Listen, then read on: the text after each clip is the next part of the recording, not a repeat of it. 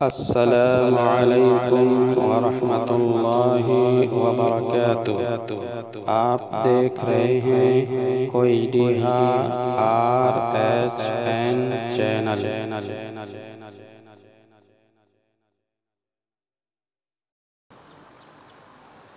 الحمد للہ نحمده ونستعینه ونستغفره ونعوذ بالله من شرور أنفسنا ومن سيئات أعمالنا،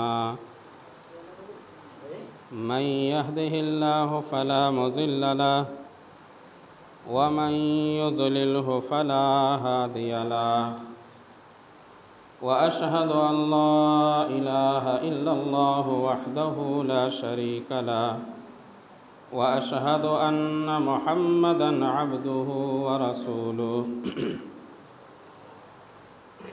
يا أيها الذين آمنوا اتقوا الله حق تقاته ولا تموتن إلا وأنتم مسلمون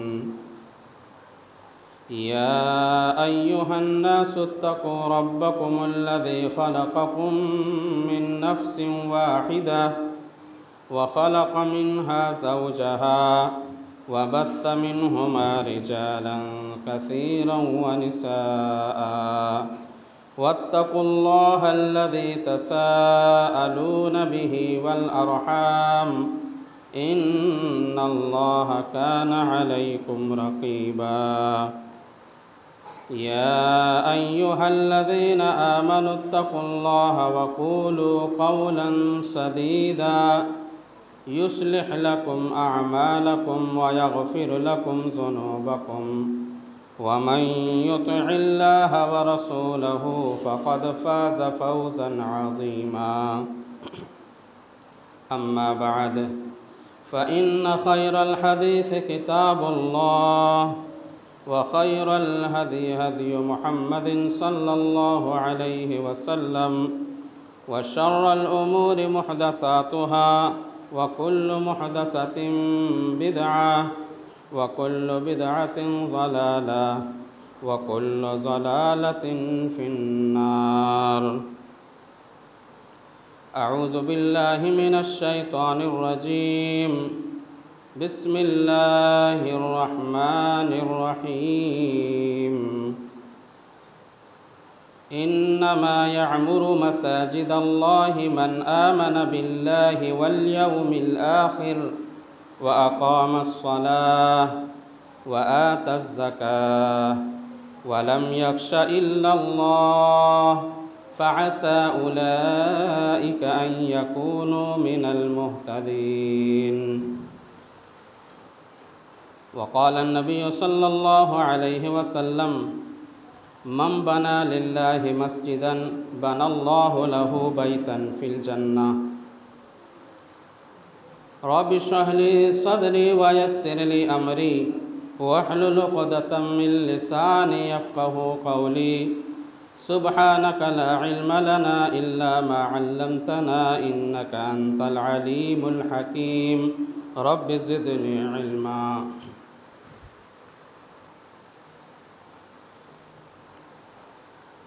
ہر قسم کی تعریف، توصیف، حمد و ثنا و بزرگی اس وحدہ لا شریک کے لیے لائق و زیبا ہے کہ جس نے ہم تمام بنین و انسان کو اس دنیا فانی میں پیدا فرمایا، اور رب سبحانہ و تعالیٰ نے ہمیں انگنت بے شمار نعمتوں سے نوازا۔ درود سلام کا نذرانہ ہو بالعموم تمام انبیاء علیہ السلام پر، بالخصوص آخری نبی جناب محمد رسول اللہ صلی اللہ علیہ وسلم پر، جو عرب و عجم کے لیے ہدایت کا چراغ بن کر تشریف لائے، جن پر نبوت و رسالت کا سلسلہ ہمیشہ ہمیشہ کے لیے تمام ہوا۔ اللہم صلی وسلم وبارک علیہ۔ معزز سامعین کرام و حاضرین جمعہ، آج کے خطبہ جمعہ میں جس موضوع کی میں وضاحت کرنا چاہتا ہوں وہ ہے مسجد کے آداب اور ان کی اہمیت و فضیلت۔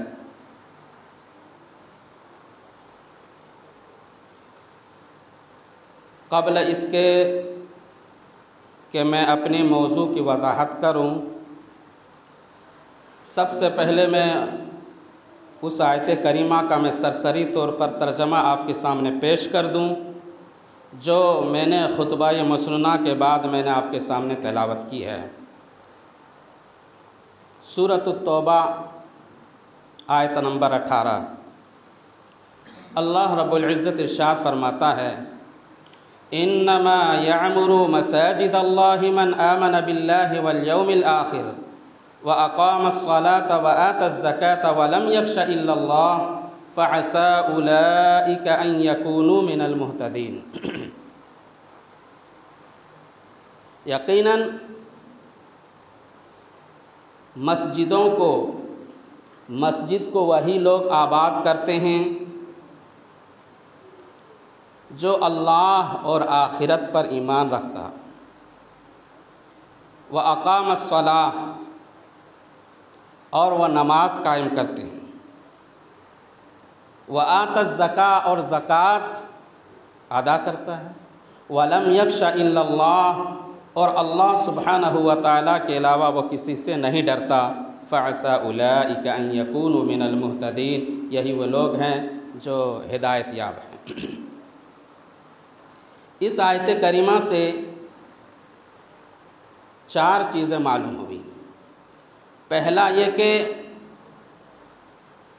مساجد کو آباد کرنا، مسجدوں کو آباد کرنا اور اس کی تعمیر و توسیع کرنا یہ کن لوگوں کا کام ہے اور یہ کون لوگ کرتے ہیں، اور دوسرا یہ ہے کہ وہ نماز ادا کرنا، اور تیسرا یہ ہے کہ زکوٰۃ ادا کرتے ہیں، چوتھا یہ ہے کہ وہ اللہ کے علاوہ کسی سے نہیں ڈرتے۔ نمبر 1، انما یعمر مساجد اللہ من آمن باللہ والیوم الآخر۔ مسجدوں کو آباد وہی کرتے ہیں، تعمیر و توسیع میں وہی لوگ بڑھ چڑھ کر حصہ لیتے ہیں، من آمن باللہ والیوم الآخر جو اللہ اور آخرت کے اوپر ایمان رکھتا ہے۔ اور اسلام میں مساجد اور مدارس کی بہت زیادہ اہمیت و فضیلت ہے، چونکہ مسجد عبادت کا گھر ہے۔ ہم اللہ سبحانہ و تعالیٰ کے سامنے ہم عاجزی و انکساری کے ساتھ ہم توبہ و استغفار کرتے ہیں، ان کے ذکر و اذکار کرتے ہیں۔ مسجد وہ عظیم مقام ہے جہاں بندہ تقرب الہی کو حاصل کرتا ہے۔ مسجد وہ عظیم جگہ ہے جہاں لوگ برابر ہوتے ہیں، ایک روپیہ پیسہ والا ہے، عالیشان بنگلہ بنانے والا ہے، دولت مند ہے، سرمایہ دار ہے، لیکن جب وہ مساجد کے اندر مسجد میں وہ داخل ہوتا ہے تب وہ برابر ہوتا ہے۔ ایک فٹ پاتھ میں رہنے والا اور ایک امیر کے مابین کوئی تفریق نہیں ہوتی ہے، بلکہ ایک ہی صف میں آ کر نماز میں کھڑے ہو جاتے ہیں۔ کسی شاعر نے خوب کہا ہے، ایک ہی صف میں کھڑے ہو گئے محمود و ایاز، نہ کوئی بندہ رہا نہ کوئی بندہ نواز۔ مساجد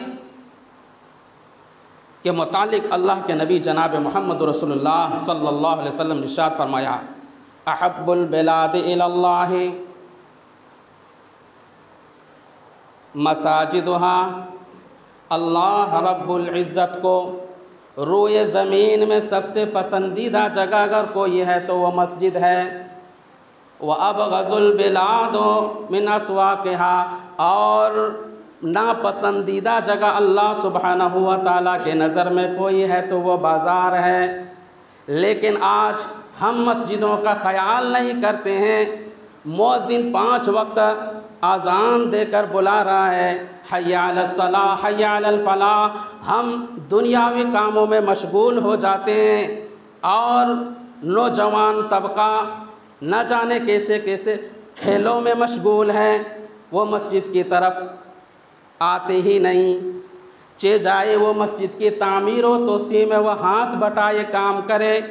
آج دیکھو ہمارے مہمان حیدرآباد سے چل کر آپ کے گاؤں میں صعوبتیں اور تکلیف برداشت کر کے آپ کے گاؤں میں آئے ہیں مسجد بنانے کے لیے، لیکن ہم اس کا ساتھ دینے کے لیے تیار نہیں۔ ہمارے کمیٹی والے پکڑ کر اس کو گھر سے لا رہے ہیں، لوگ ادھر سے ادھر منتشر ہو رہے ہیں۔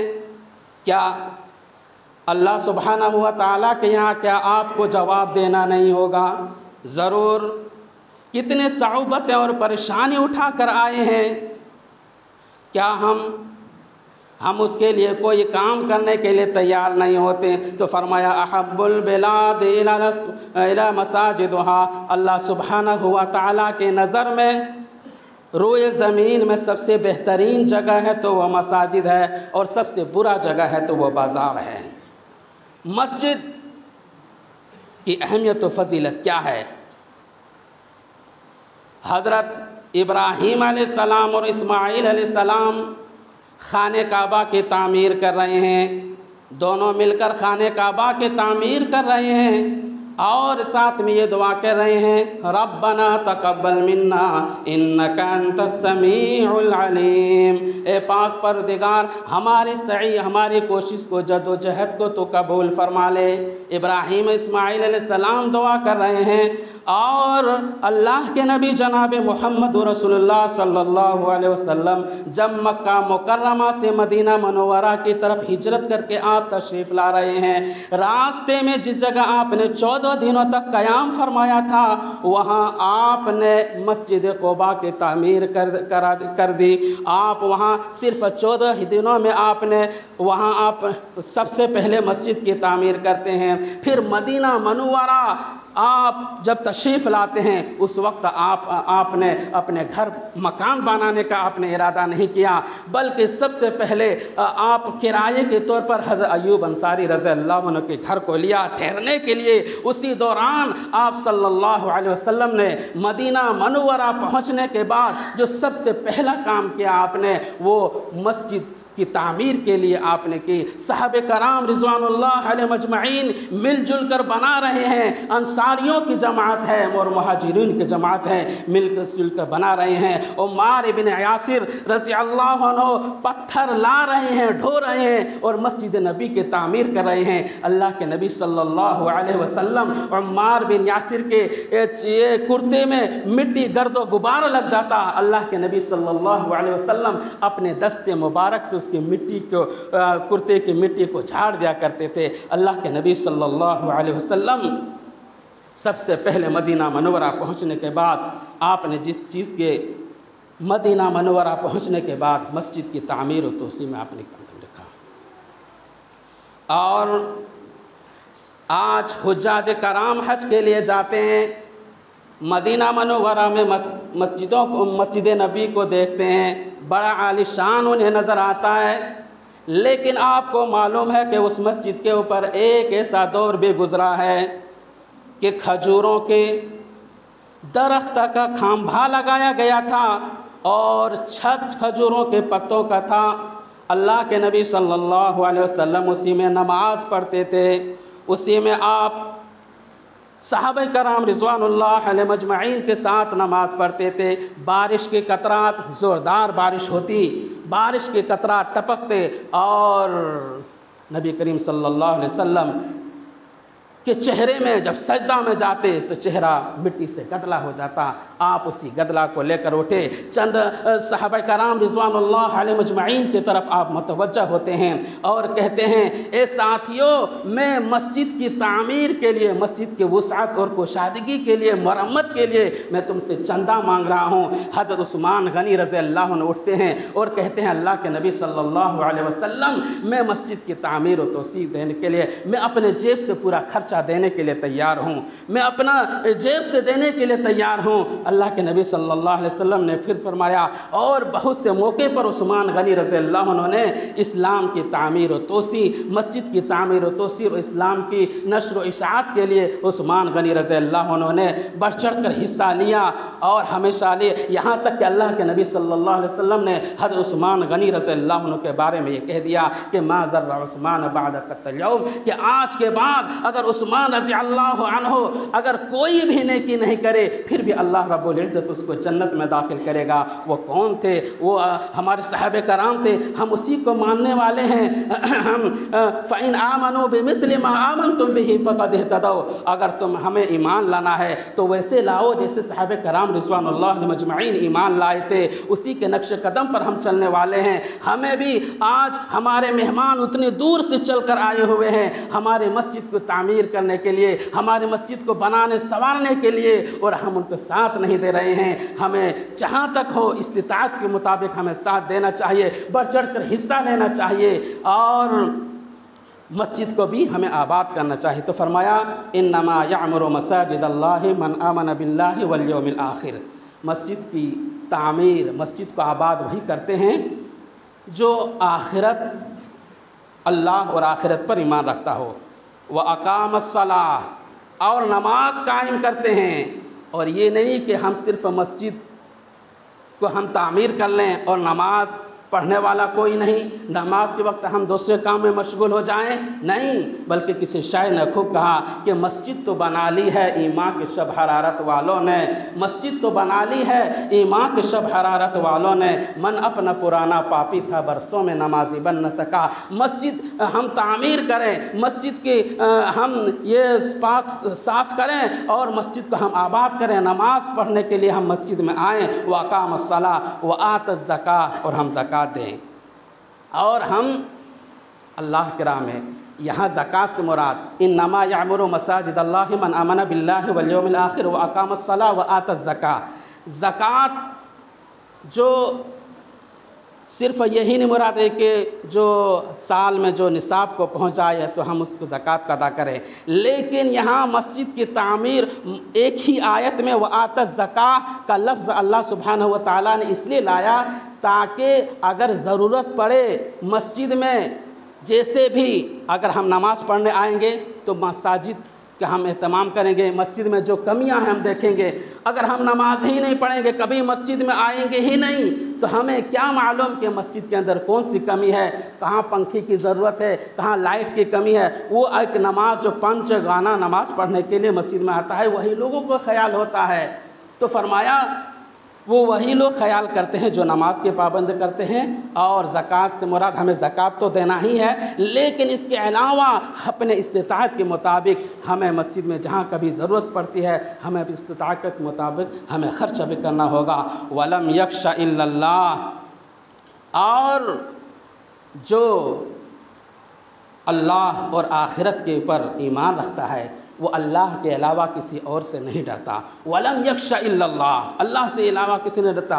مثال کے طور پر ہم کروڑ پتی ہیں، سرمایہ دار ہیں، اور ہمیں مساجد اور مدرسے میں ہمیں اتنے روپے کی ضرورت ہے، وہ لوگ ہمارے سفیر حضرات ہمارے لینے کے لیے آپ کے پاس آتے ہیں، لیکن ہمارے ذہن و دماغ کے اندر شیطان وسوسہ ڈالتا ہے کہ نہیں، اگر 500 روپیہ اللہ کے راہ میں دے دو گے، اگر 500 روپیہ 1000 روپیہ اگر مدرسے میں دے دو گے تو پھر تم کیا کھاؤ گے، تمہارے بال بچے کیا کھائیں گے؟ اس طرح کا وسوسہ شیطان ڈالتا ہے۔ الشیطان یعدکم الفقر ویأمرکم بالفحشاء، شیطان ہمیں فقیری سے ڈراتا ہے، لیکن وہ شیطان کے باتوں کو اپنے پاؤں کے نیچے رون دیتا ہے جو اللہ والے ہوتے ہیں، آخرت کے اوپر ایمان جن کا ہوتا ہے، وہ فوراً شیطان کے باتوں کو ختم کر دیتا ہے اور وہ اللہ کی راہ میں بے دریغ وہ خرچ کرنے لگتے ہیں، جس طرح کے صحابہ کرام رضوان اللہ علیہم اجمعین نے اللہ کے راہ میں خرچ کیا، اور سلف صالحین نے اور دیگر مومنین جو آج لوگ جو اللہ کی راہ میں خرچ کر رہے ہیں وہ خرچ کرنے سے بے دریغ نہیں کرتے۔ تو فرمایا انما یعمر مساجد اللہ من آمن باللہ والیوم الآخر، مسجد کو وہی آباد کرتے ہیں جو آخرت اللہ پر اور آخرت پر ایمان رکھتا ہے۔ اور وہ حدیث جو میں نے خطبہ مسنونہ کے بعد میں نے آپ کے سامنے پڑھی ہے، من بنا للہ مسجدا بنى اللہ لہ بیتا فی الجنہ، جو شخص، ایک بخاری شریف کی حدیث ہے جس حدیث کے راوی عثمان بن عفان رضی اللہ عنہ ہے، اس میں فرمایا اللہ کے نبی صلی اللہ علیہ وسلم کا ارشاد ہے، جو اللہ کے لیے مسجد بنائے اللہ کی رضا خوشنودی کی خاطر، اور یہ دکھاوے کے لیے نہیں بلکہ وہ چاہتا ہے کہ اللہ سبحانہ و تعالی ہمیں اس کا اجر دے گا، مثل لہ فی الجنہ، اللہ رب العزت ان کے لیے جنت میں ایک گھر بناتا ہے، اللہ رب العزت ان کے لیے جنت میں ایک مقام بناتا ہے، ایک گھر بناتا ہے۔ اور جنت کا گھر کیا ہوگا؟ آج ہم گھروں کو تعمیر کرتے ہیں، عالیشان بنگلے تعمیر کرتے ہیں۔ ایک مرتبہ بخاری شریف کی حدیث ہے، حضرت ابو ہریرہ رضی اللہ عنہ نے اللہ کے نبی جناب محمد رسول اللہ صلی اللہ علیہ وسلم سے سوال کیا کہ اللہ کے نبی یہ فرمائیے کہ اللہ نے مخلوق جاندار کو کس چیز سے پیدا کیا؟ خلق من الماء، اللہ کے نبی صلی اللہ علیہ وسلم نے فرمایا کہ پانی سے پیدا کیا۔ وخلق الجنۃ بناؤها، پھر کہا کہ جنت کو اللہ سبحانہ و تعالیٰ نے کس چیز سے بنا، جنت کس چیز سے بنی گئی؟ تو اللہ کے نبی صلی اللہ علیہ وسلم نے فرمایا لبنۃ من فضہ ولبنۃ من ذہب، ایک اینٹ سونے کا ہے اور ایک اینٹ چاندی کا ہے۔ وَمَلَاتُهَا الْمِسْكُ الْأَصْفَرُ، اور اس کا جو پلستر ہے وہ تیزدار مشک عنبر سے بنایا گیا ہے۔ وَحَسْبُهَا الْيَاقُوتُ وَالْمَرْجَانُ، اور اس کے سنگریزے جو ہیں وہ یاقوت اور مرجان کا بنایا گیا ہے۔ وَتُرْبَتُهَا مِنْ زَعْفَرَانٍ، اور اس کی مٹی زعفران کا بنایا گیا ہے۔ وَمَنْ يَدْخَلُهَا يَنْعَمُ، جو شخص جنت میں داخل ہوگا جو وہ کبھی بھی وہ ناز و نعیم میں رہے گا، کبھی بھی وہ دکھ مصیبت ان کے اوپر نہیں آئے گی۔ جنتی جنت میں چلے جائیں گے، جہنمی جہنم میں چلے جائیں گے، اب انہیں وہاں نہ کوئی موت ہوگی نہ ان کے کپڑے پرانے ہوں گے، اور فرشتے اللہ سبحانہ و تعالیٰ کے حکم سے ایک دمبے کو لائے گا اور جنت کے کنارے جہنم کے کنارے لا کر کھڑا کر دے گا، جنت سے کہے گا کہ اے جنت میں جانے والے بتاؤ میرے ہاتھ میں کیا ہے۔ تمام جنتی لوگ پہچان رہے ہوں گے کہ یہ موت ہے۔ اس وقت اللہ کے حکم سے فرشتے تیزی کے ساتھ دمبے کی گردن میں چھری چلا دیں گے اور کہیں گے اے جنت میں جانے والے تو ہمیشہ جنت میں چلے جاؤ، اب تمہیں موت نہیں آئے گی، اس لیے موت کا موت آ گیا، اس لیے اور ایک دمبے تو جہنم میں جانے والوں کو بھی کہا جائے جہنم میں جانے والے ہمیشہ جہنم میں چلے جاؤ، اب تمہیں موت نہیں آئے گی، موت کا موت آ گیا۔ تو فرمایا انما یعمر مساجد اللہ من آمن باللہ والیوم الآخر، مسجد کو وہی لوگ تعمیر کرتے ہیں جو اللہ اور آخرت پر ایمان رکھتا ہے۔ وَأَقَامَ الصَّلَاةَ وَآتَى الزَّكَاةَ، وَأَقَامَ الصَّلَاةَ وَآتَى الزَّكَاةَ، نماز قائم کرتا ہے اور زکوٰۃ دیتا ہے۔ وَلَمْ يَخْشَ إِلَّا اللَّهَ، اور اللہ سبحانہ و تعالیٰ کے علاوہ کسی سے وہ نہیں ڈرتا۔ فَعَسَىٰ أُولَٰئِكَ أَن يَكُونُوا مِنَ الْمُهْتَدِينَ، اور یہی لوگ اللہ سبحانہ و تعالیٰ کی طرف سے ہدایت یاب پر ہیں، ہدایت یاب ہیں۔ تو مساجد کی اہمیت کیا ہے، اس کی فضیلت کیا ہے، ہم جانتے ہی نہیں۔ مسجد کی اہمیت کیا ہے؟ بخاری طبرانی شریف کی حدیث ہے، سعید بن زید رضی اللہ عنہ کہتے ہیں اللہ کے نبی صلی اللہ علیہ وسلم، اللہ کے نبی جناب محمد رسول اللہ صلی اللہ علیہ وسلم یعنی مدینہ منورہ کے مسجد کے پاس فوقف علیہا ہم کھڑے تھے، فحسنی رجل، ہمارے اوپر کسی نے کنکر پھینکا، فنظرت الیہا ذاک عمر بن خطاب رضی اللہ عنہ، تو کہتے ہیں کہ میں نے جب اس کی طرف نظر کیا تو میں نے دیکھا کہ امیر المومنین عمر خطاب رضی اللہ عنہ ہیں، تو کہا فجاءه، جاؤ مسجد سے ان 2 آدمی کو بلا لاؤ جو مسجد میں شور و غل کر رہا ہے۔ فجئتهما، ان دونوں کو بلا لایا، اور اللہ کے نبی امیر المومنین عمر فاروق رضی اللہ عنہ نے کہا ان دونوں سے، من انتما، تم کون ہو، یا من این انتما، تم دونوں کہاں سے آئے ہو؟ تو انہوں نے کہا کہ ہم لوگ طائف کے رہنے والے ہیں۔ امیر المومنین عمر فاروق رضی اللہ عنہ نے کہا کہ اگر پتہ چلتا کہ تم لوگ مدینہ کے رہنے والے ہو لأوجعتکما، تو تم دونوں کو میں سزا دیتا۔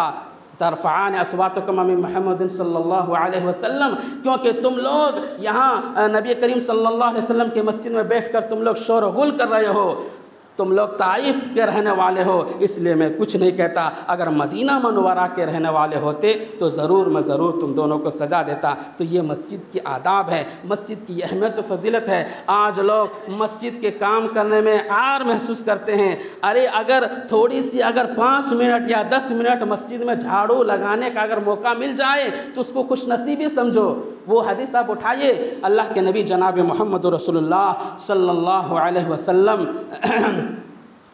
کے دور میں ایک عورت تھی جو مسجد میں جھاڑو لگایا کرتی تھی، اچانک ان کا انتقال ہو گیا۔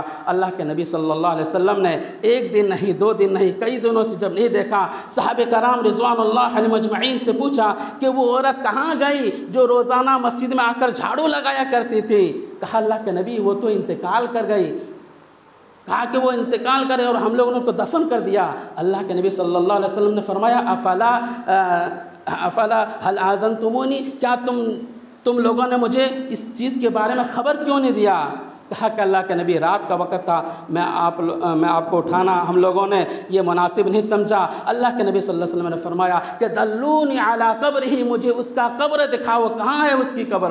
اللہ کے نبی صلی اللہ علیہ وسلم صحابہ کرام نے بتایا، اس قبر کے پاس گئے، آپ نے جنازہ کی نماز پڑھی اور آپ نے اس کے لیے دعا کی۔ تو مسجد میں جھاڑو لگانا، مسجد کی خدمت کرنا، یہ اللہ سبحانہ و تعالیٰ ابراہیم اور اسماعیل علیہ السلام سے کہہ رہے ہیں وَطَهِّرْ بَيْتِيَ لِلطَّائِفِينَ وَالْعَاكِفِينَ وَالرُّكَّعِ السُّجُودِ، سجدہ کرنے کی جگہ اور سجدہ رکوع کرنے کی جگہ کو پاک و صاف رکھو۔ یہ اللہ سبحانہ و تعالیٰ ابراہیم علیہ السلام جس جلیل القدر پیغمبر ہے، وہ مسجد کے خانہ کعبہ کے صاف ستھرائی کر رہے ہیں، اسماعیل علیہ السلام صاف ستھرا کر رہے ہیں۔ تو ہم لوگ آج کیوں عار محسوس کرتے ہیں؟ اور جو لوگ مسجد کی خدمت کر رہے ہیں اس کو آپ حقارت کی نظر سے کیوں دیکھتے ہیں؟ جانتے ہو اگر مسجد میں خدمت کرنے کا آپ کو معلوم ہے کہ قیامت کے روز میدان محشر ہوگا، لوگ نفسی نفسی کے عالم میں ہوں گے اور چلچلاتے ہوئے دھوپ ہوگی۔ اس وقت اللہ رب العزت 7 قسم کے لوگوں کو عرش الہی کے سائے میں رکھے گا، ان میں سے ایک گروہ وہ بھی ہوگا جو وَمُعَلَّقٌ بِالْمَسَاجِدِ، جن کا دل مسجد سے لٹکا ہوا رہتا ہے۔ ایک ظہر کی نماز پڑھ کر نکلتا ہے، فوراً اس کو عصر کی نماز کا وقت خیال آ جاتا ہے کہ کب میں عصر کی نماز پڑھوں۔ عصر کی نماز پڑھ کے نکلا اور مغرب کی نماز کا وقت آ جاتا ہے۔